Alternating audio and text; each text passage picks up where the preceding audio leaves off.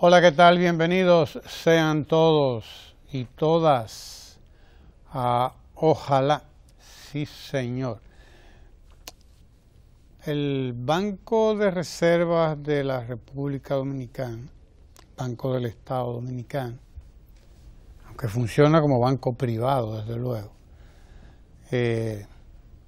informaba ayer con bastante júbilo, desde luego, que su feria anual de venta de vehículos había logrado ventas récord por superiores a los 7.000 millones de pesos. Histórico, claro, sobre todo si tomamos en cuenta que en la del 2017, la del año pasado, esas ventas fueron apenas superiores a los 6.000 millones. No es cualquier cosa el que una institución como esta, ¿no? Institución comercial, como lo es el Banco de Reserva, anuncie ventas superiores a los 7.000 millones de pesos. Usted puede decir, bueno, cantidad de gente que adquirió un carro, un vehículo para su transporte personal, familiar, pero no se trata de eso en realidad. El grueso de las ventas en este tipo de feria está relacionado con empresas, cantidad de empresas comerciales que aprovechan estos espacios de negocio para renovar su flota de negocio, la flota de su comercio, de su negocio, de su empresa, o para adquirir nuevos vehículos para esa empresa. Sería bueno obtener el desglose de esas ventas para uno tener una idea de cuál es la naturaleza porque de estas ventas, porque no se trata, repito, de compra de vehículos para el consumo personal, para el uso individual o familiar, privado, que está muy bien, porque eso habla del crecimiento de la clase media y alta, desde luego, clase media y alta. Y también pues de la clase alta que va ahí también a hacer lo mismo, a renovar la flota de sus negocios, de sus comercios, de sus empresas, y también no solamente a renovar la flotilla de su negocio, sino también a adquirir vehículos para el negocio, ya no solamente renovación de la flotilla en tal caso, también van a comprar vehículos para sus negocios, para sus empresas, su pequeña empresa, porque hay gente que tiene una pequeñita empresa que tiene uno o dos vehículos, una panadería que tiene uno, que tiene dos vehículos, o tres, hasta un colmado, un distribuidor de productos de cualquier naturaleza que tiene un vehículo y bueno, en ese vehículo ese es su instrumento de trabajo, su medio de producción, porque es lo que es un distribuidor a otros negocios pequeños. Y esa es la dinámica que se da en estas ferias. Lo traigo a colación porque 7.000 millones de pesos no es paja de coco. Son 7.000 millones de pesos en vehículos. Para negocio, fundamentalmente para negocio, porque es bueno que se sepa que los intereses también han sido históricos. Estamos hablando de entre el 6 y el 7% y el 9 al 10%. Esos son los precios de feria y eso bueno tienen las ferias, que son más competitiva. Uno lo oye y se anima de una vez. Uno se anima, claro, cuando oye estas tasas de interés, que bueno, se las dejarán por 1 año, por 2 años, por 3 años. Algunas son fijas. Algunas son fijas incluso. Y por cierto que en estos días uno está oyendo a los bancos comerciales. Yo vi ayer un banco, antier, que ofrecía tasa fija por 20 años. Tasa fija por 20 años. Desde luego no le prestan a los viejos como yo. Por 20 años, ¿verdad, Sergio? Es a la juventud. Pero lógico. Con el aumento de la esperanza de vida, quién sabe si le prestan a usted sabe. Y se saca un carrito ahí. No, pero mire, es tomando en cuenta las jóvenes familias que se están formando en estos días en la República Dominicana, pero antes usted no oía a ningún banco ofrecer tasa fija por 20, por 15 años, a nadie, ni joven, ni menos joven, ni a nadie. Sin embargo, usted está oyendo la competencia entre los bancos, precisamente utilizando la tasa de interés y utilizando el tiempo. Un banco que ofrece tasas de interés fijas por 15, por 20 años a las jóvenes parejas que están adquiriendo por primera vez un apartamento, una vivienda, es porque es un banco que tiene confianza en lo que va a pasar en la República Dominicana o en lo que pueda pasar en 10, en 15, en 20 años. Tiene una idea de en qué situación está el país, en qué situación está República Dominicana y por lo tanto puede competir ofreciendo precisamente no solamente tasas más bajas, sino también plazos de tiempo mucho más largos para el pago de esa deuda que se adquiere. La información que ofrece el Banco de Reserva, junto con todos estos negocios que uno ve que están, porque la Asociación de Importadores de Vehículos, por ejemplo, de vehículos usados, que tenemos una asociación de importadores de vehículos usados que no salen de una feria. No salen de una feria. Usted lo ve permanentemente en feria y en competencia. Ahí está la gente sí que adquirió vehículos en Expomóvil Banreserva. Así se llamaba la feria del Banreserva. Y todo esto da una idea clara de que la gente, primero la clase media está en auge, la clase media dominicana, la media y la media alta están en franco auge, pero la media baja, por lo tanto, también está en un proceso de movilización, de movilidad hacia la clase media y hacia la media alta, algunos incluso. Claro que sí. Es el clima de negocios que se ha provocado en la República Dominicana, es el clima, es el crecimiento de la riqueza nacional, del Producto Interno Bruto dominicano, del que no gusta a mucha gente que se hable aquí, gente sobre todo que anda por los caminos de la oposición, no le gusta que se hable de crecimiento, no les gusta que se hable del Producto Interno Bruto, no les gusta saber que la riqueza nacional está en crecimiento y que está en un crecimiento saludable, porque es un crecimiento que de una u otra manera toca a todo el mundo. Toca a casi todo el mundo, porque decía el presidente Danilo Medina antier, que tenemos todavía alrededor de un 25% de pobres en la República Dominicana. Queda un cuarto de la población dominicana todavía es pobre. Hay que seguir haciendo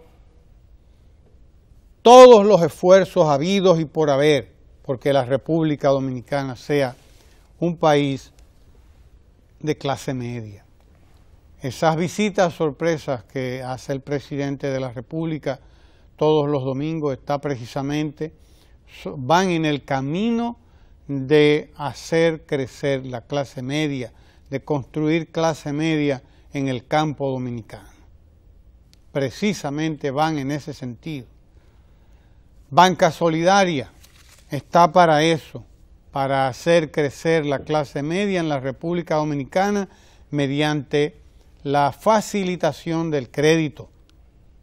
La facilitación del crédito ha hecho surgir mucha clase media en la República Dominicana y ha hecho crecer ese sector y disminuir la cantidad de pobres en la República Dominicana que superaba el 40%.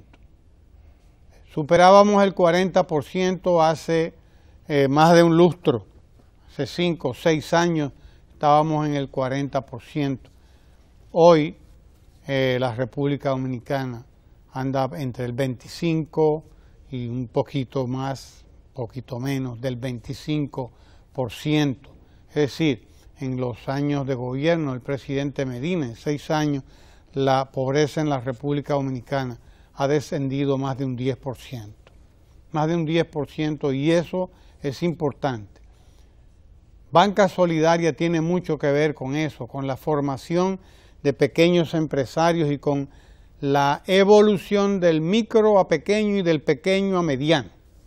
Esa evolución del microempresario a pequeño empresario y del pequeño empresario a mediano empresario no se da si no hay creados unos mecanismos de financiamiento de las iniciativas privadas, de las iniciativas de los pequeños y de los medianos y de los microempresarios también. No se da esa movilidad si usted no garantiza crédito al 1% al mes, como se les presta en Banca Solidaria a los micro, pequeños y medianos empresarios. Y muchos de esos pequeños y medianos empresarios, usted puede estar seguro que son los que adquirieron vehículos y los que adquieren vehículos en ferias como esta Expomóvil de Banreservas, que acaba de vender 7.000 millones de pesos en vehículos, no solo de uso privado o familiar, sino, insisto, sobre todo en vehículos destinados al negocio, destinados al comercio, destinados a la empresa. Son empresas que aprovechan el tiempo para adquirir nuevas unidades y para renovar las que ya tenían. Son pequeños y medianos negocios que han evolucionado y que están aprovechando el círculo virtuoso que se ha creado en la República Dominicana con programas como Banca Solidaria y con programas como la jornada escolar de tanda extendida, que ha tenido un impacto fabuloso, formidable, determinante en las pequeñas y las medianas empresas. Esa feria Expomóvil Banreservas es, por lo tanto, un testimonio de la dinámica económica que se ha creado y que se desarrolla actualmente en la República Dominicana.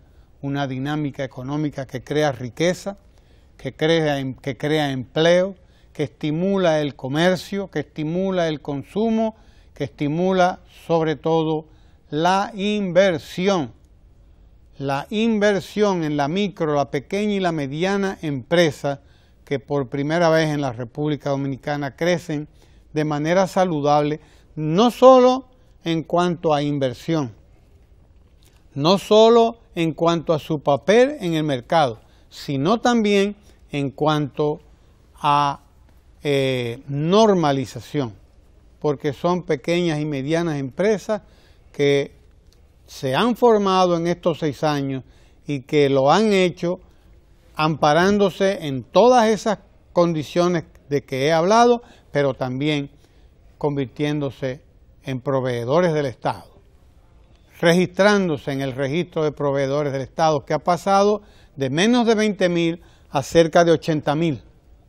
De menos de 20.000 a alrededor de 80.000 ya, es decir, se ha cuadruplicado el registro de proveedores del Estado.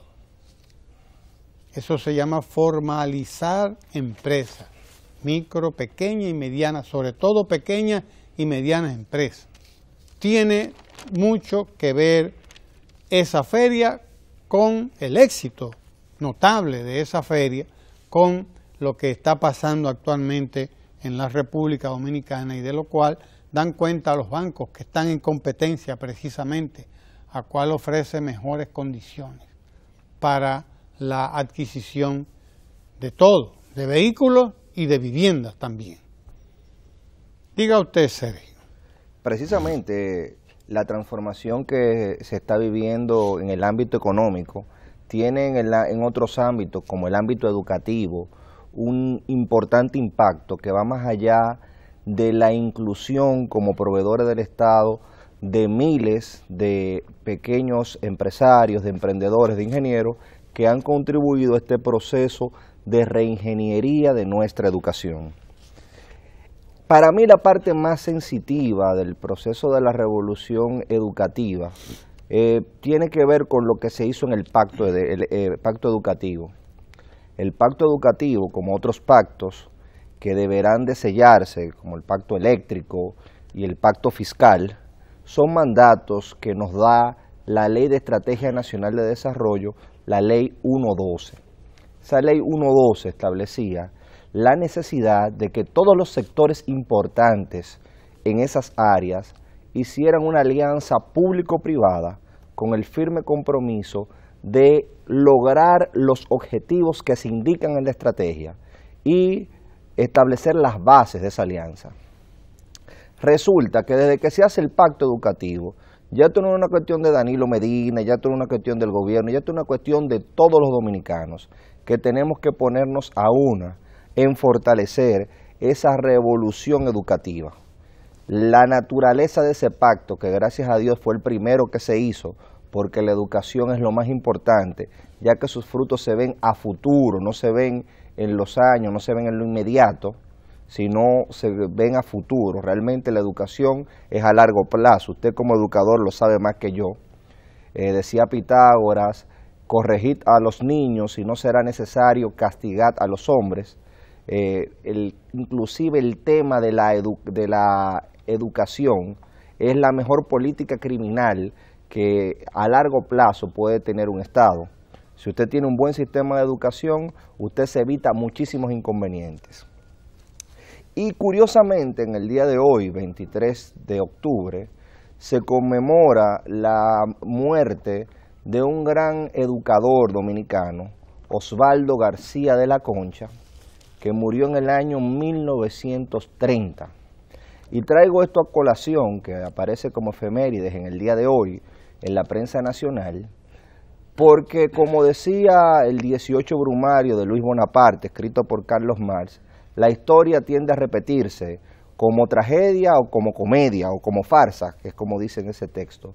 Y en República Dominicana ciertos temas y ciertos debates se repiten con cierta frecuencia, se repiten de forma cíclica. En el caso de la educación, Eugenio María de Hostos vino a República Dominicana y comenzó a sentar las bases de una educación científica, de una educación que utilizaba la razón. Él era positivista, venía muy imbuido de esa doctrina, muy influenciado por Augusto Comte, muy influenciado por Herbert Spencer, pero Hostos inclusive como genio trascendió eso y entendió que el atraso que tenía República Dominicana necesitaba un enfoque desde la razón, un enfoque sistemático y que se hicieran ciudadanos los estudiantes en la medida en que tuvieran conciencia. A medida que más sé, soy mejor ciudadano. Sin embargo, Hostos chocó en ese momento con Fernando Arturo de Meriño, que quería que la educación siguiera manejándose de una manera religiosa, de una manera que no tuviera en cuenta la razón y la experimentación. Y esto tuvo que hacer una gran batalla y sus discípulos tuvieron que hacer una gran batalla. Y gracias a Dios que se dio, porque de ahí tuvimos, y América entera tuvo, frutos como Salomé Ureña de Enríquez, como Francisco Enríquez y Carvajal, como Pedro Enríquez Ureña, que es también un producto de esa escuela, y como Osvaldo García de la Concha, que fue director de la escuela normal y es la persona que se está conmemorando su muerte. Y yo quiero resaltar eso, porque en los años 20 y 30, cuando en República Dominicana estaba lejísimo el tema científico, porque aquí había una gran oscuridad, cuando habíamos salido de una intervención norteamericana, este hombre puso sobre el debate un debate con Albert Einstein sobre la teoría de la relatividad. O sea, por lo menos lo puso a discusión. Él hizo 15 tesis sobre eso, 15 puntos, donde él criticaba la teoría de la relatividad de Einstein. Hizo una publicación, creo que se llamaba La Cósmica. Pero sobre todo, su gran obra es una metodología pedagógica, un libro que él intentó hacer, donde señalaba una serie de pautas que debían llevarse en las escuelas para llevar la enseñanza de una manera metódica. Él abogaba, por ejemplo, por la autonomía de los planteles educativos y por eso fue expulsado como director por el presidente de entonces, Horacio Vázquez, y murió en la total miseria. Y resalto este tema del debate entre la educación racional, la educación integral, metódica y científica, por la intención y por el debate que ha aparecido en la opinión pública, planteando la necesidad de que se enseñe en las escuelas la lectura de la Biblia, en las escuelas públicas, que se obligue a la lectura de la Biblia. Y primero quiero decir que no creo que sea el tema central de la revolución educativa, porque aquí no se está discutiendo, desde mi punto de vista, es lo que estoy diciendo, aquí no se está discutiendo el credo particular de cada uno, es una cuestión del espacio privado de nosotros. Aquí estamos hablando cómo en ese espacio público que es la escuela, en ese espacio de convivencia pública, nosotros enseñamos a los niños a utilizar la razón, enseñamos a los niños a formarse como ciudadanos y a poder beber de cualquier fuente religiosa como la Biblia. O sea, no estoy denostando que se lea la Biblia en su espacio privado, pero sí estoy en contra de que cuando hay varias Biblias, porque no hay una sola Biblia, hay diferentes Biblias, en el sentido de que, por ejemplo, la Biblia católica tiene una serie de libros y las Biblias evangélicas tienen 6 libros menos, pero también hay enfoques diferentes en las diferentes traducciones evangélicas de la Biblia. Entonces, usted tomar ese tema tan polémico y que pretender llevarlo a las aulas, a las escuelas, primero desenfoca bastante lo que debe de ser la revolución educativa, que vuelvo y repito, es darle la facultad a los niños de poder buscar por sí mismos, aprendiendo a leer, aprendiendo a pensar, cuál es la fuente religiosa que más lo inspira, o cualquier fuente existencial con la que ellos coincidan. Entonces, por ese sentido quise traer ese primer comentario. Un segundo abordaje que quiero hacer, que no tiene que ver con la educación y ya es en el contexto internacional, es una situación única que yo no creo que haya tenido en la historia ninguna referencia similar, y me refiero a la caravana de inmigrantes que partió de Honduras y que se propone llegar hacia Estados Unidos. Y digo que es una situación única, porque imagínese usted que me esté escuchando, ir de aquí a Barahona a pie. Es una cuestión difícil, y más si usted va con un muchacho cargado. Estamos hablando de que no es ir de aquí a Barahona, ni de aquí a Puerto Príncipe, ni a Jimaní a pie. Estamos hablando de que hay un trayecto, por ejemplo, en México de casi 3.000 kilómetros, y hay aproximadamente 8.000 personas que han atravesado. Comenzaron con 4.000, el territorio de Honduras, de Guatemala, y han llegado a México y plantean atravesar México entero. Están en el estado de Chiapas, que está en el sur, en el sureste mexicano. Si van por Tijuana, estamos hablando de que la frontera en Tijuana está en el noroeste de Estados Unidos, son casi 3.000 kilómetros. Casi 3.000 kilómetros a pie, que está recorriendo, vuelvo y repito, casi 8.000 personas, 8.000 inmigrantes que planean llegar a Estados Unidos, y que esto plantea más que nada varios elementos que uno tiene que ver así y analizar con mucho cuidado. Primero, mírenlo ahí, eso es parte de la gente que está marchando bajo el sol. Miren como un fenómeno extraño, la gente que pasa, la gente que está en esos lugares, le está dando agua, le está dando comida. Ya el presidente Trump ha establecido que va a generar sanciones hacia esos países que no impidieron que esa caravana pasara, pero lo cierto es que es una muchedumbre. Hay gente que le presta, como ustedes ven ahí, su camioneta para que no se canse, pero van con niños, son mujeres, niños, ancianos inclusive, o gente de 60, 70 años de edad caminando hacia la frontera. Miren ahí, se agarran de los camiones como un mecanismo de acortar la distancia y descansar. Y ha habido primero un proceso de solidaridad, pero segundo, es un desafío de miles de inmigrantes que básicamente resalta la inequidad que hay en el actual modelo mundial, cómo hay unas grandes desigualdades sociales y cómo el tema migratorio es un tema complejo que no se resuelve con leyes solamente, sino con políticas sociales que mitiguen la causa que genera realmente la migración, que es la búsqueda de mejores condiciones de vida. Las migraciones han sido el resultado de eso, de grupos humanos buscando satisfacer sus necesidades, buscando mejorar sus condiciones materiales de existencia. Eso ha sido históricamente lo que ha motivado las migraciones. No tiene que ver necesariamente con que haya o no haya amor a su patria, sino con la necesidad que entiende un grupo de sobrevivir y que entiende que en un determinado lugar no tiene las condiciones de sobrevivir. Y quiero también resaltar que en el caso de Honduras hubo realmente un golpe de Estado hace unos años. Y esas acciones políticas que a veces se toman en estados generan repercusiones y se arma toda una algarabía sobre solucionar los problemas políticos, pero las políticas sociales, que son las que resuelven el problema de la pobreza, a mucha gente les parece innecesaria, les parece un gasto. Te dicen a ti, el Estado populista no debe de invertir tantos recursos en dárselo a la gente, eso es asistencialismo.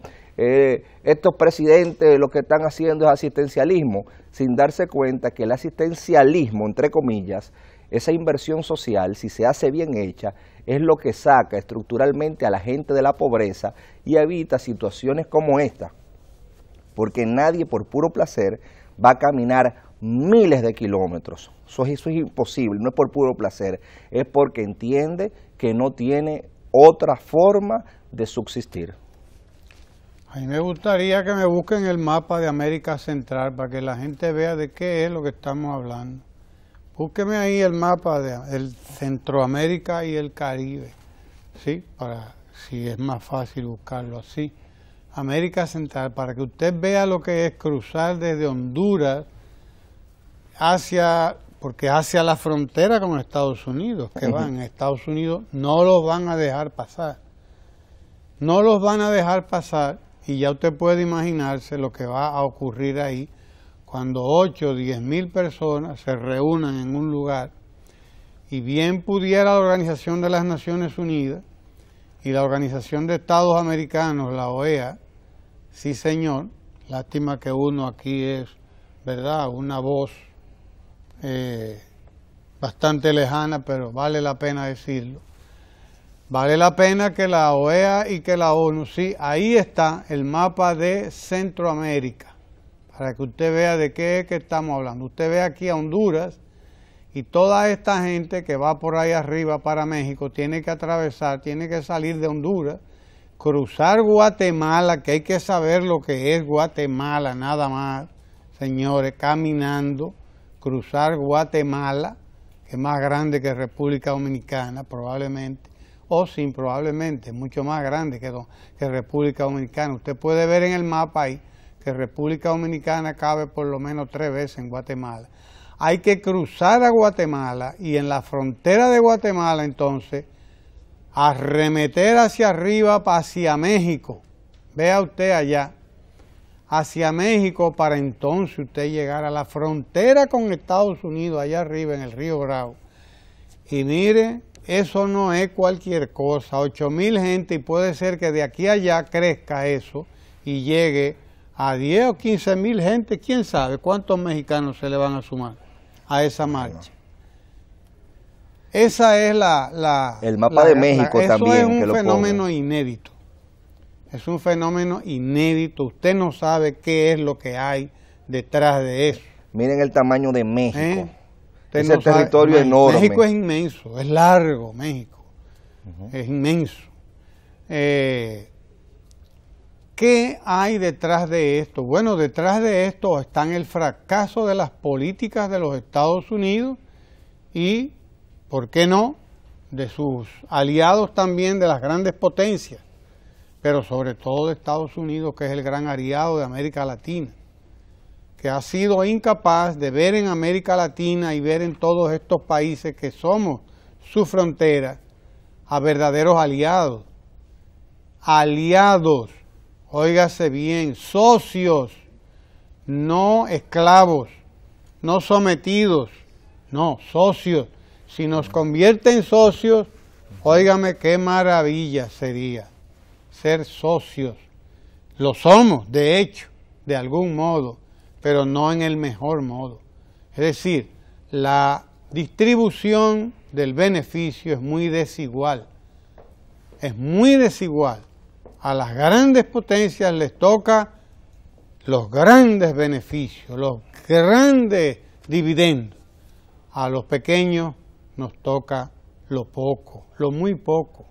Y tenemos poblaciones muy pobres, muy pobres. Hay que ver cómo está luchando toda la América Latina y cómo se está luchando y se sigue luchando en el Caribe, en América Central y en toda América Latina contra la pobreza.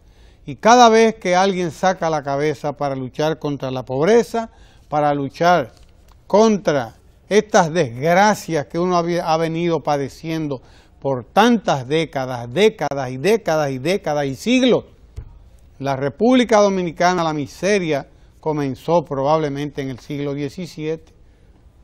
Comenzó en el siglo XVII con las devastaciones de Osorio, con las despoblaciones de Osorio, y seguimos el siglo XVIII y el siglo XIX, que fue el siglo de la miseria también en la República Dominicana. Y todavía el siglo XX fue un siglo de lucha contra la pobreza. Y estamos en el siglo XXI y seguimos peleando a brazo partido contra la pobreza. Y no nos dejan hacerlo, porque cada vez que tratamos de hacerlo, dicen que somos comunistas, o somos yo no sé qué cosa, o somos el diablo prendido en candela. Y entonces hay que acabar eso, y hay que dar golpes de Estado y tumbar los gobiernos y quitarlos y llevar y poner ahí a uno que me sea lo que yo quiero que sea. Y ese es el resultado de todas esas malas políticas. Los pueblos se agarran hasta de un clavo caliente. Los pueblos, los pobres, se agarran de un clavo caliente, y aunque esa marcha no vaya a conseguir nada, que es lo más probable que no va a conseguir nada, les habrá dado a todos esos miles de personas que van por ahí un espacio para expresarse, un espacio de cierta libertad, un espacio de cierta solidaridad. Por eso ustedes lo ven que unos le llevan agua, que otros le llevan comida, que otros le llevan lo que sea, porque los pueblos son solidarios. Eso, los pueblos son movidos por la solidaridad, por el cariño, porque además se ven retratados en todas esas personas. Dios libre que Estados Unidos abriera la frontera con México, que no son los venezolanos, los cubanos los que se van ahí nada más, ¿no? Por ahí se va a ir todo el mundazo, para que lo sepamos. Sí, porque es muy bueno jugar y llamar al diablo, y después que lo ven llegar, dice, pero aquí... Salen corriendo. Compadre, el diablo va y le dice, entonces, ¿qué es lo que dice? No, aquí hablando pendeja. No, es muy bueno estar diciendo, que los colombianos, que los venezolanos, que los cubanos están, que están emigrando. Abran la frontera para que ustedes vean quiénes son los que van a emigrar, a que México y todo se van a vaciar. Claro, claro que se van a vaciar. ¿Por qué? Porque todo el mundo quiere vivir en un espacio de tranquilidad, en un espacio de negocio, en un espacio de emprendimiento, en un espacio donde hay mínimo algunas condiciones de vida garantizadas, como lo es Estados Unidos. Eso es Estados Unidos realmente, esa es la realidad. Todo el mundo quiere ir. Porque aquí no nos dejan vivir tranquilos. Esa es la verdad. Es que no nos dejan vivir tranquilos aquí. No nos dejan crear el clima de negocio, el clima de trabajo, el clima que hay que queremos nosotros construir. Cada vez se está en una situación de que tengo que cuidarme, de que no puedo mirar mal para acá, de que no puedo mirar para allá, de que debo andar derechito, de que no puedo mirar. No. Lo que se les debe permitir a todos los pueblos, número uno, es hacerlos socios. Socios en el desarrollo, socios en el emprendimiento, socios en la distribución de la riqueza, porque todos esos miles de gente que van por ahí no son más que víctimas de la desigualdad, de la inequidad, como le llaman ahora, pero sobre todo no de la inequidad, que es un término estadístico. Y señor, es un término especializado para la estadística, y lo hemos convertido en una palabra de todos los días. Pero la palabra real es la iniquidad. Esa es la que usábamos antes para señalar ese estado de injusticia en que han vivido todos nuestros pueblos, todos estos siglos. Esa es la realidad, un estado de iniquidad. No es de desigualdad nada más, no. Es de iniquidad, realmente. Es de eso. Y ese es un fenómeno formidable que se está viviendo en América Latina, inédito, totalmente inédito, eso no se había visto antes. Una migración en masa, abierta, transparente, clara, a la franca. Sí, señor, eso es inédito, pero es el fruto de esa inequidad y de esa iniquidad en la que hemos vivido, de esas desigualdades brutales que concentran la riqueza de un lado y la pobreza la concentran del otro. Es necesario dar paso definitivamente y de una vez y por todas a un mundo diferente, un mundo en el que la riqueza se pueda distribuir más y en el que la gente no tenga que vivir emigrando, dejando su país, saliendo de su país para ir a buscar oportunidades en cualquier otro sitio. Eso es lo que quiere decir un tanto esa marcha que va por ahí. Nosotros tenemos aquí a Juan González. Sí, señor, sí. Creo que lo he visto por ahí. Sí, Juan González Juan, de la por Dirección acá. de Información, Análisis y Programación Estratégica de la Presidencia, la DIAPE. Está por aquí y con él vamos a continuar conversando. Ahora mismito, no se mueva de ahí, aquí mismito vamos a seguir la conversación con Juan González. Una breve pausa y quédese ahí mismo.